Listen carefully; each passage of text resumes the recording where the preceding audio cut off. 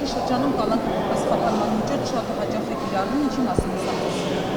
Սա վկայում է այն մասին, որ պետությունը ռեպրեսիվ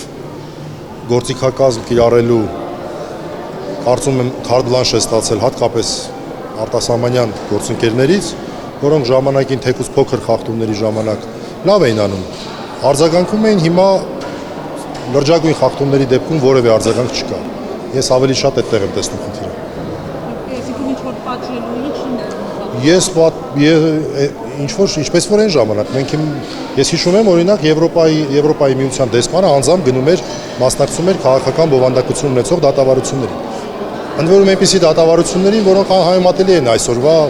հայտարարությունների հետ։ Այն ժամանակ փաստաբաններին պոլերին տալով չէին բռնում։ Այլ հայ առաքելական եկեղեցու գործոնի մասին չեմ խոսում, սրբազաններ արդեն երրորդը։